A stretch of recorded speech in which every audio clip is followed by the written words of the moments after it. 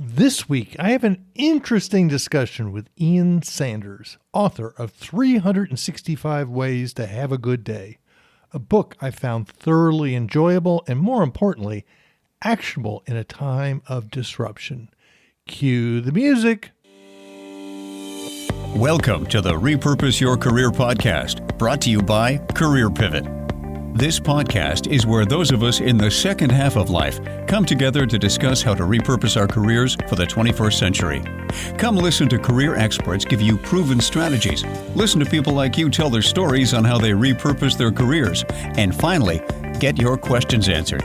Your host, Mark Miller, has made 6 career pivots over the last 30 years. He understands this is not about jumping out of the frying pan into a fire, but rather to create a plan where you make clear, actionable steps or pivots to a better future career. Are you ready to repurpose your career? Welcome to episode 263 of the Repurpose Your Career podcast. My name is Mark Miller, and I'll be your host every Monday for discussion on what it's like to repurpose your career. This week, I have an interesting discussion with Ian Sanders, author of 365 Ways to Have a Good Day, a book I found thoroughly enjoyable and, more importantly, actionable in a time of disruption. I was first approached by Ian's publicist, and I requested a copy of the book. As usual, I procrastinated reading the book. It may surprise some of you, but I grew up very learning disabled, and I could barely read when I graduated from high school. I overcame that, but I still don't like to read. I was then approached by Karen Wickre, who I interviewed a couple of weeks ago in episode 261, that I should have Ian on the podcast. That was a kick in the butt to read the book and get him scheduled. Ian and I share a lot of concepts and ideas on how to live our lives. I thought in these strange times, this would be a great topic to bring you. Let me read you his short bio. Ian Sanders is an author, creative consultant, and storyteller who works with some of the world's leading organizations. Throughout his professional life, Ian has experimented with life-enhancing habits and hacks. It's resulted in 2 decades worth of conversations, detours, and journal. And now, whether it's working with teams in global organizations or the founder who's just getting started, Ian aims to spark change. With his 5th book, 365 Ways to Have a Good Day, he hopes to inspire people to spark change in their own lives and get more out of every day. Ian lives in Lee-on-the-Sea, England. However, before we get to the episode, let's have a word from our sponsor, Career Pivot. The Career Pivot membership community continues to help the members who are participating in this project grow and thrive. This is a community where everyone is there to help everyone else out, figure out what they want to do in the second half of life, and then make it happen. Let's hear what Sarah had to say about being part of the community. So, for example, when I was first exploring the idea of moving into higher ed and I was scheduling informational interviews or just networking meetings with people, I decided it would be helpful to have business cards. I was sort of struggling with how to, what kind of verbiage I should use. And it seemed like I needed 2 different ones and whatever. And I was able to post what I was thinking, my sort of designs on the community website, and people were gracious enough to give me really helpful feedback. So those kinds of things were really helpful and just sort of kept me moving along. Like, I feel like if I wasn't in the community, I could easily have stalled out at many different points along the way. And so it sort of kept my momentum going and kept me hopeful. I'm recruiting new members to the next group. If you are interested in learning more about the endeavor, please go to careerpivot.com/community. Before we get to the episode, I want to warn you that for the first time in 263 episodes, I accidentally recorded my side of the conversation using the microphone in my MacBook Air and not my trusty ATR 2100 podcasting microphone. Therefore, my audio is okay, but not the usual quality you'd expect. As you would expect, Ian sounds great, which is more important. Now on to my discussion with Ian Sanders.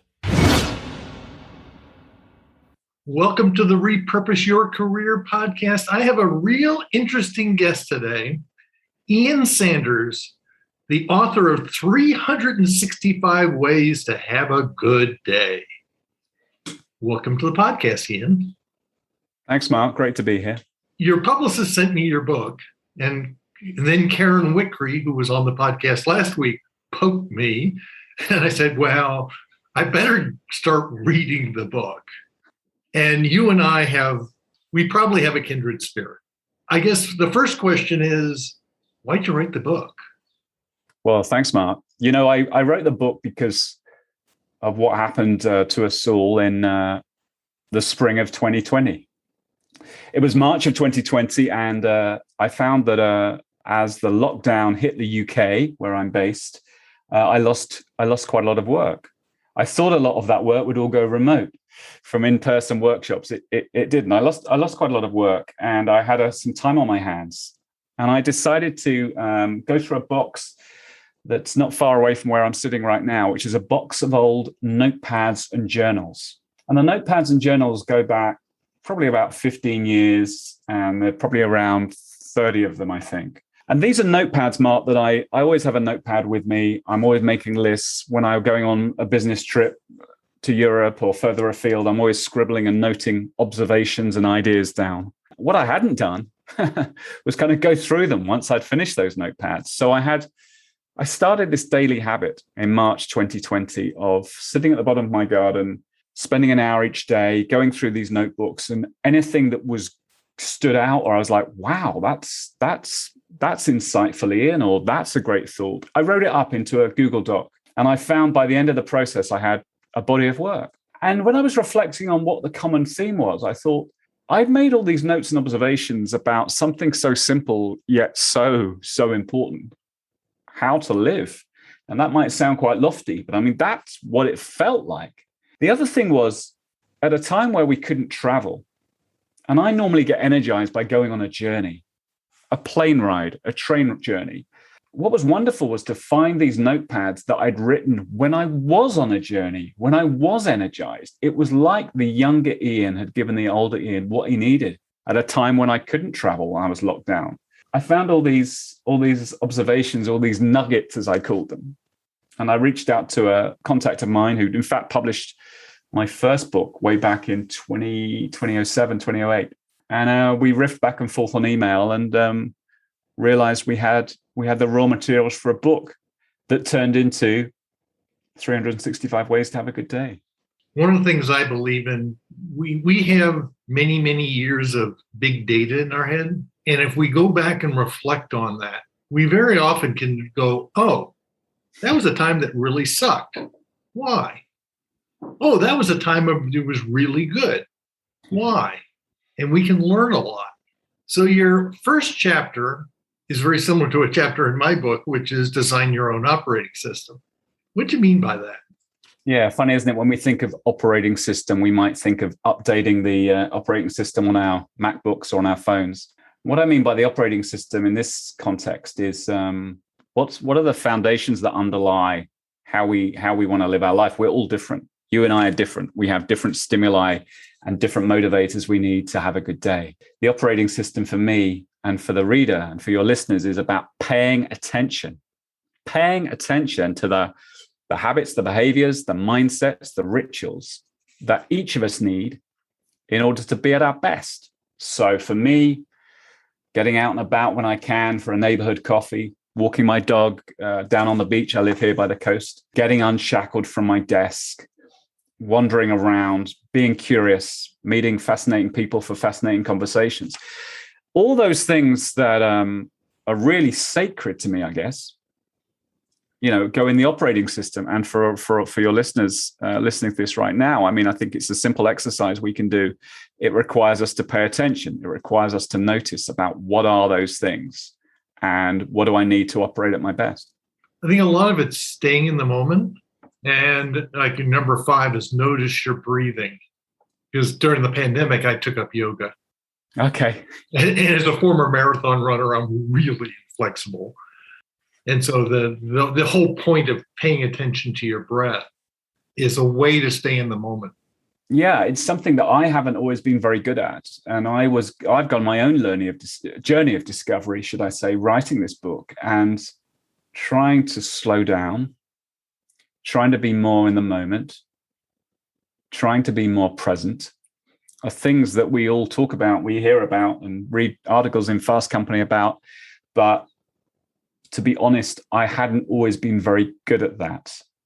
2020 to 2021 was an opportunity for me to slow down and to notice and to be present and to think about something as simple as taking a breath.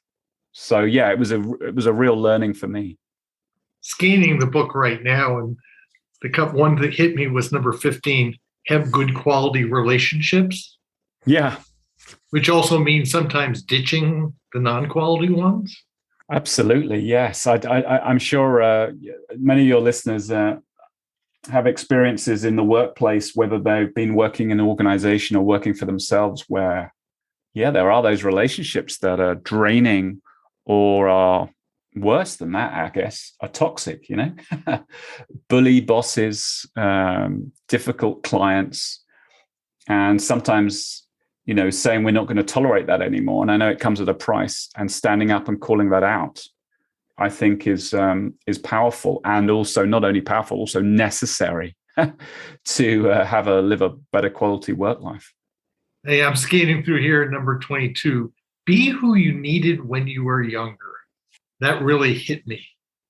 Yeah, I mean, I've had quite a few times like when I felt like be who you needed when you were younger. And, I had a bit of a big transformation in my life. I know you were telling me before we pressed record about your cycling accident. I've had a few, but I had one in 1999 where I found myself in a work environment which was making me ill, which was damaging my mental health.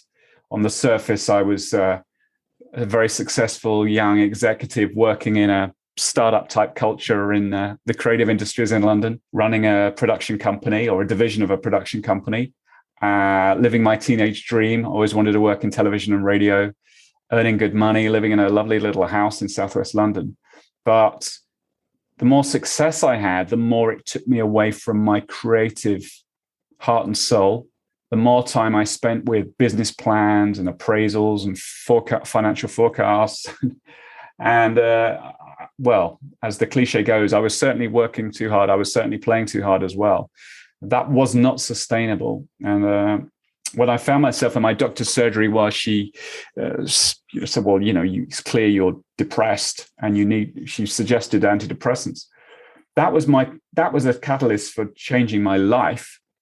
Not just my work life, I was changing my life to work for myself. And when I look back on that period, I spent quite a few years finding myself. It wasn't a rapid kind of, I've quit my job, now I'm suddenly going to feel better. And I often think, if I'd picked up a book like this back then, or if I'd had someone like the kind of work I do now with solopreneurs and individuals, how much easier things might have been. And I think, be who you needed when you were younger is a great touchstone maybe for us.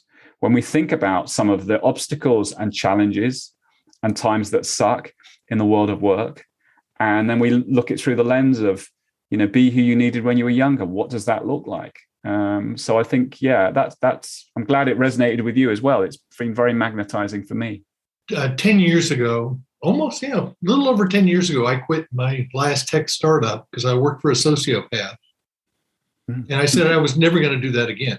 And I was never going to work for somebody again. Now, I had the FU money that I could do that at the age of 56. But it was one of those deals of where I don't have to tolerate that because it was destroying my health. So chapter 2 is make it a habit. What do you mean by that? It builds really on chapter 1 about identifying that operating system, and habits can be very powerful. It's about paying attention to what works. So, the way we start our day is very important. And for me, I mentioned these just now, actually, so no coincidence. I start my day going for a walk.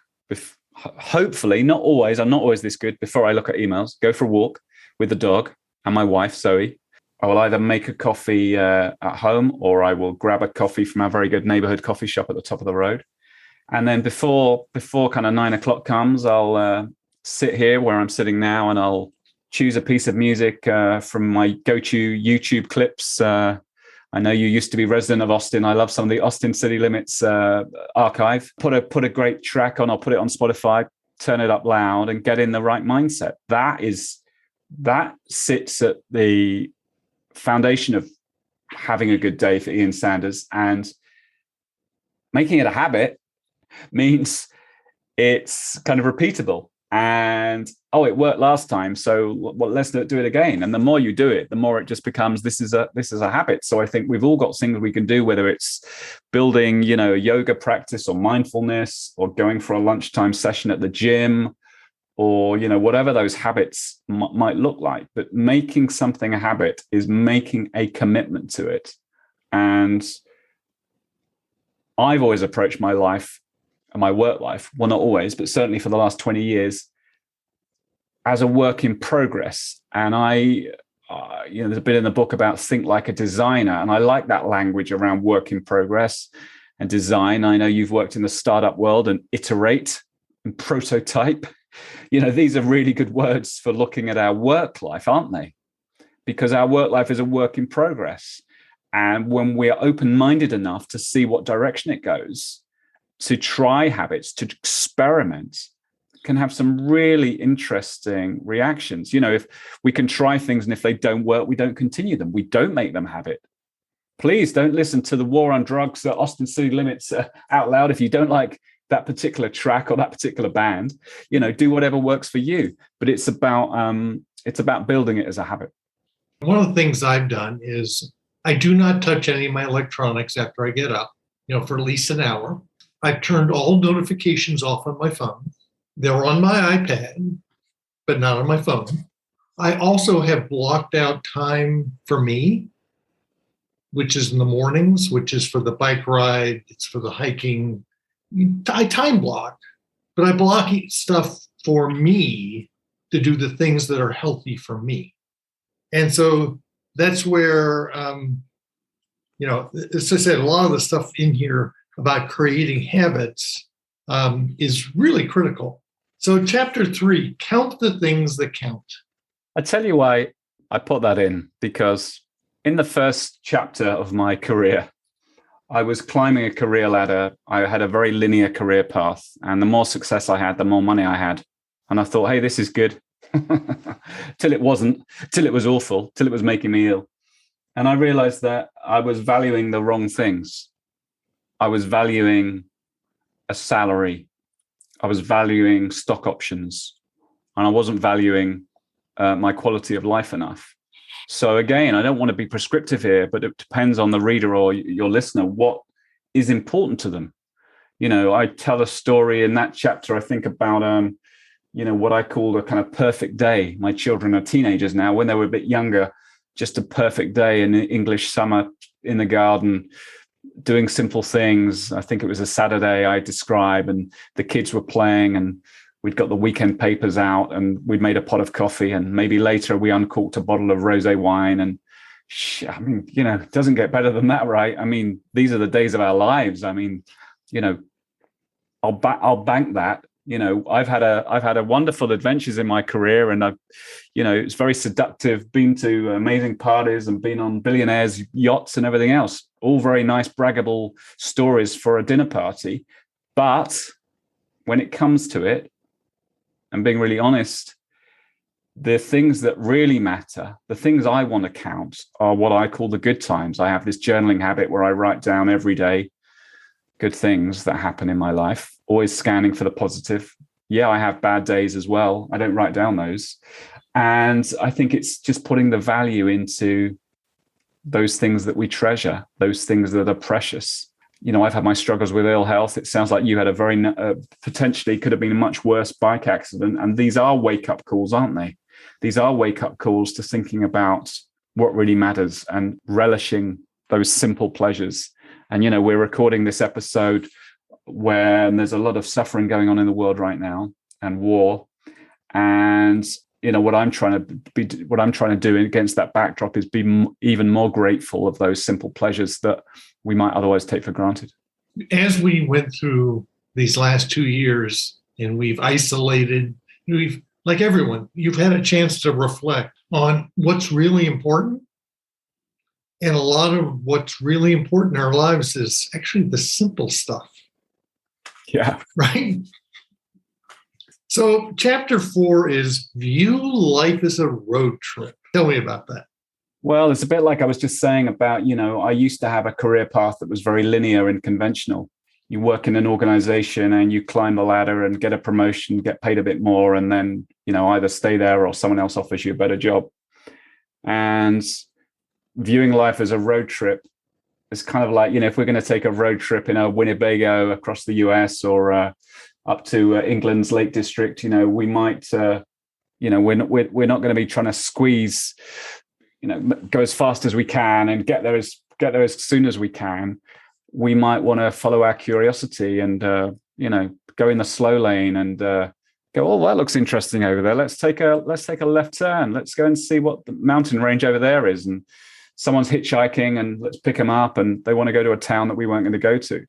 And I think these are great analogies for how we can live our work life. My work life over the last 20 years been all about repurposing and pivots, career pivots, which I know are dear to your heart, and have also been about kind of taking those random left turns, not having a big plan, not being too strategic about it, really following my curiosity. And they have brought me wonderful adventures and also enrich my life by just being curious. And even online, our mutual friend Karen Wickre, who I met on Twitter. That's turned into seen her when she's come to Europe. That all those kind of relationships and connections, Mark, are all symptomatic of viewing life as a kind of road trip and being curious and being prepared to go off the main trail and go down those side roads. Quick interruption. If you are enjoying this podcast, please rate it and review it on whatever podcast player you are using. And more importantly, would you mind telling a friend? Thanks, and back to the podcast episode. Yeah, what hit me in this chapter is things like meet one new person a week, fall in love with the orange stapler, which is it's the simplicity. If we live our lives and simplify and smell the roses, next month we're going back to Austin and we're going to travel the way we always do. We make a 3-day road trip. Right. It's 1,000 miles. People say, well, you can do that in 2 days or even do it in a day. And I'm like, no, I live in a beautiful central Mexico. It's a beautiful drive. Why do I want to rush it? I love it. Right? Yeah. So chapter 5 is head toward, I really like this, head towards what magnetizes you. Yeah, I think I took that from a Maria Popova, Brain Picker post, where she was talking about head towards what magnetizes you. And I thought that's powerful, isn't it? To think about those things that make us feel more alive, that make us feel more us. And it was based on my own experiences where I had often made choices in my life as a younger man, certainly career choices and work choices, because they felt like this is what I should do. I should work with this project because it's a big company and the money is quite good, rather than feeling about, was it something that was really aligned with who I am and what I stand for? So thus, having that as a compass, if you like, to navigate decisions and the choices we make in life, and to think about what magnetizes us, I think is powerful. And it also is, what might put fuel in our tank or fire in our belly. I tell a story about a friend of mine, Lizzie, and she's got this great question. And Lizzie's question is, what are you fighting for? And I love that. And I think it aligns nicely with the magnetizing thing, because if you ask someone, what's your purpose on this world or what's your legacy, that's one thing. But if you ask someone, what are they fighting for? It unlocks so much passion, doesn't it? It's kind of like I'm fighting against, apathy and mediocrity. I want to make a difference. I want to make an impact. Even saying these words, I'm clenching my fist in a positive way, like we might do with a placard or something, And I think it can really unlock something in us by, So I always think, that's a really, really, really smart question, and helps us see more clearly to head towards ourselves, right? To live lives more aligned with who we are. I haven't always done that. The point at which I started doing that more has been a game changer for me. Yeah, I claim you use the S word, should. Right. There should be peace on earth and goodwill towards men. And the Arabs and Israelis shouldn't fight one another. But the world doesn't work that way. So I find anytime someone uses the should word or the S word, bells go off. Yeah, call it out. No, absolutely. I agree. So next chapter I want to talk about is play where you play best, because I think this is real critical. I think you talk about in here, you talk about we focus on our weaknesses rather than our strengths. Yeah, it's an interesting one, isn't it? Because I always want to be learning and pushing myself, and stretching myself professionally has always been a key part of who I am, Mark. But at the same time, I think it was Kevin Roberts, who used to be worldwide CEO of Saatchi & Saatchi, who first used this phrase with me. And perhaps I kind of took it as my own, but I think it was Kevin who first said it to me perhaps 15 years ago.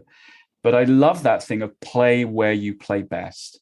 I said it on an email to a client today that is going to be, I'm going to be working with, doing a session for them. And they're asking me to make quite a few changes to my proposition. And I said on an email that I was very happy to do that, but ultimately I only really want to play where I play best.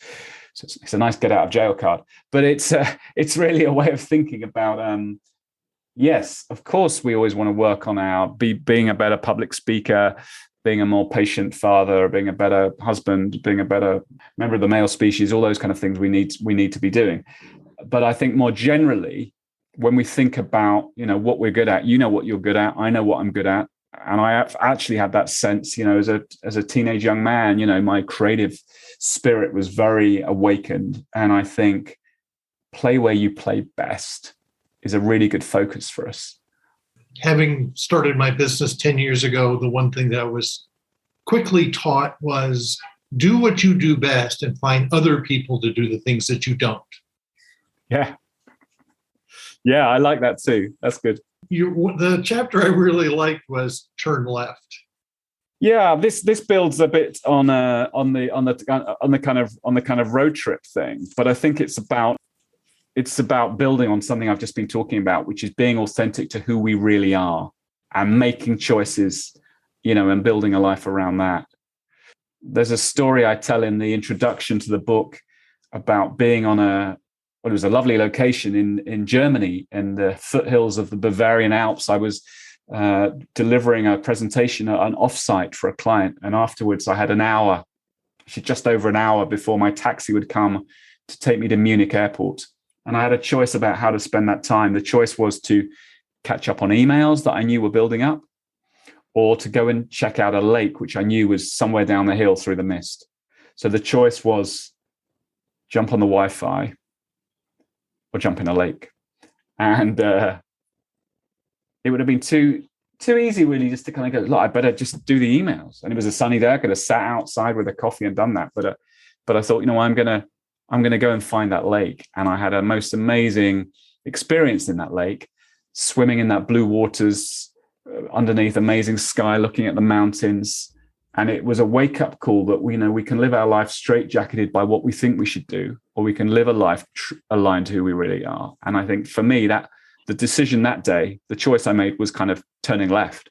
It was not getting the Wi-Fi code and sitting there with my MacBook. It was going to a lake. Now, I know that I was very privileged that day. And I know you live near a lovely lake in Mexico. I have the Thames Estuary, but I can go swimming in here. We're not always going to have a lake. So metaphorically, it's a nice metaphor, perhaps. What are those choices? What are those things that are sacred to us? And being confident and bold and courageous enough. It does take courage to turn left. What I find interesting is just about 10 years ago, actually 11 years ago, I was in Munich teaching a class, and I thought I had an 11:30 in the morning flight to Manchester. Turns out it was 11:30 at night. So I think I went to the same lake. Wow. And I spent the afternoon at the lake.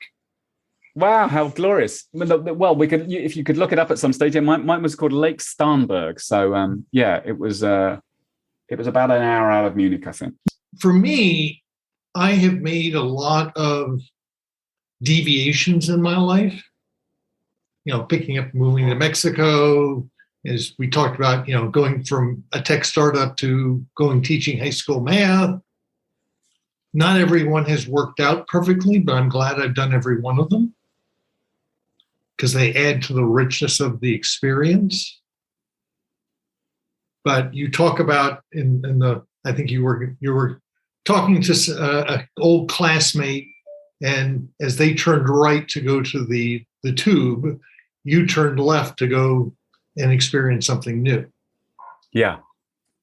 And I found that quite profound, is the fact that don't do things exactly the way you've always done them. Yeah, that story of the classmate who had been working in the same kind of role and the same kind of industry for 23, 25 years, which is fine. Nothing against that. Yeah, for me, it was like, that is not the route I'm taking. I'm not going to head into the tube station. I'm going to cross over the footbridge and listen to my podcast and go for a walk. And that comes from that comes from a position of privilege, that I had that flexibility in my work life. So that comes with, I just want to acknowledge that. But yes, we don't have to do things the way we think we should do them, or even the way that we always have done them. Yeah. Again, you use the S word, should. Thank you. We need the klaxon, the should klaxon. Yes. Well called out. I'm gonna put it. I have a pinboard here. I'm gonna put should with a line out in a big red Sharpie after this and put it on the wall. Well, it's also you had the flexibility because you made the choice years ago that you weren't going to do what everyone thought you should do. Yeah. And one of the things I found in my career is we all have choices. Sometimes we don't feel like we have choices, but we always have choices. Yeah. Right? I was put in an unethical position by my boss, and he said, "You got to hire this guy." I said, "No, I don't." He says, "You don't have a choice." I said, "Oh, sure I do." 3 months later, I quit. I always have choices. There's always a choice. Yeah. So I guess it's the last chapter is, if it makes you feel good, do more of it.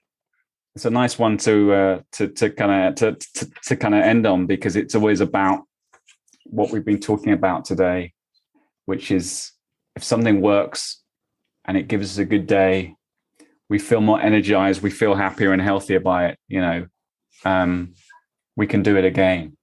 When I'm working with teams in organizations on how they can have a good day at work, I always ask the group, where do you have your best ideas? And people say, when they're on a run, when they're on a bike ride, when they're in the shower. And I tell the story of Aaron Sorkin, the screenwriter, the Oscar award-winning screenwriter, who told Hollywood Reporter magazine that he had his best ideas in the shower. And perhaps nothing surprising in that, but he told the reporter that he'd had a shower installed in his office, and he took between 6 and 8 showers a day, because he found it so great for beating writer's block. So he kind of had this cycle of, he's kind of not really having any inspiration, take another shower. And it might be an extreme example, Mark, but I kind of thought it's a nice example of, if something works, goes back to what we were talking about earlier, making it a habit. If something works, we have the opportunity of doing it again. I think, as we navigate our work lives, and we're faced with these choices, every minute of every day, aren't we? Some more important than others, but we have the opportunity to pay attention, one, and then two, to be intentional, kind of attention and intention, I call it, to pay attention and then be intentional about building that into our work life and into our life and building a life around those things. So if it works, do more of it. Yeah. Well, I think it also comes down to is understanding what works, be observant. And in fact, I was just talking to someone yesterday, and she was constantly being pulled into things. And I said, well, you need to learn to say no. And she says, I've got back-to-back meetings. I said, well, then time block and put time in between. And she's going, but that might upset people. And the answer is, who cares?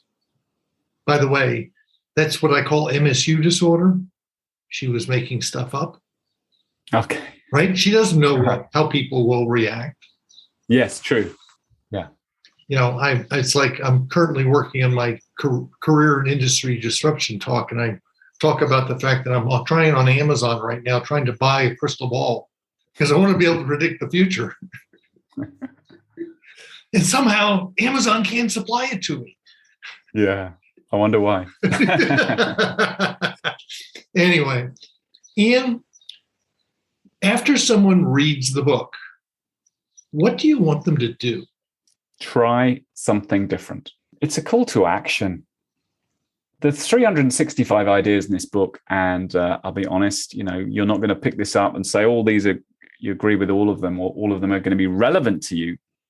But some of them are, a good chunk of them are, I'm sure. And what I'd like is, and it's lovely, the books are just out in the North America now. It's been out in the UK a bit longer, and it's lovely getting those little messages and emails from readers who've discovered the book and reached out to me, who've said, I'm trying something new. I heard from Karen, who was struggling with working from home, with remote working in a small studio apartment where she was going from her kitchen breakfast cereal to her kitchen laptop, in the same seat. And she now trying, I've got a thing where I say kind of take a walk to work, even if you're working where you live, go for a walk around the block. And she said, she was going for a little walk to work, and that has really helped her. And, that might sound so small and trivial. Well, it's not trivial, I would suggest, but it might be small, but its impact could be big. I mean, I love to spark change. That's what I love to do. And I think if people can read this book, and it can be a call to action to get them to recalibrate, to think about things differently and try things. I love not only people to be nodding as they're reading the book, but also to put things into action and try things out would make me a happy man. Yeah, what it reminds me of, I had Diane David on the podcast who wrote the book Future Proof. And one of the things she talked about is experimenting in your career. Try small, low-risk projects to see, do I even like doing this? And my other thought was, you could probably pick one idea a month out of this book just to try it. Yeah. Right? If you picked 20, you probably wouldn't do any. Yeah. But if you do one a month, wow, that could be life-changing. You bet, absolutely. Yeah, and I love that, just echoing her thoughts about experiment, iterate, see what works, see what doesn't. And embracing what I talked about earlier, that thing that our careers are kind of a work in progress, and that we can tweak and we can adapt and we can see what works and see how we feel as a result and keep on tweaking. It doesn't stop. Well, Ian, this has been great. If someone wanted to reach out and contact you, and of course, buy your book, how might they do that? Well, the best place to find me is iansanders.com. And if you click on the 365 link, you'll see more about the book. The book is 365 Ways to Have a Good Day, now out in all markets. And always love hearing from readers. The links to his website will be in the show notes. So, Ian, thank you very much for being on the Repurpose Your Career podcast. Thanks, Mark. Really enjoyed our conversation. Hope you enjoyed my discussion with Ian as much as I did. The book is packed full of great actionable ideas to improve your life. I would suggest you try and implement just one idea every 1 month, maybe 2 or 3, to see if it works for you. Try experimenting with these ideas to make your life better. Take a moment, go to careerpivot.com and sign up for a weekly Career Pivot Insights newsletter, which is sent out every Sunday. You'll get a weekly update on this podcast, white papers, and new blog posts. While there, do not forget to check out the Career Pivot membership community, which can be found at careerpivot.com/community. Feel free to connect with me on LinkedIn. Look for Career Pivot on Facebook and LinkedIn. You will also find me on Twitter at Career Pivot. Thank you for listening all the way to the end of the Repurpose Your Career podcast.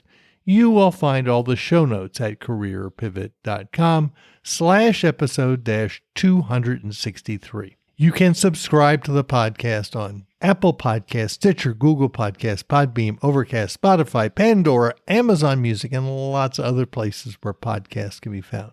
In fact, this podcast can be found on the Repurpose Your Career podcast channel on YouTube. Hope to see you next Monday for another episode of Repurpose Your Career podcast.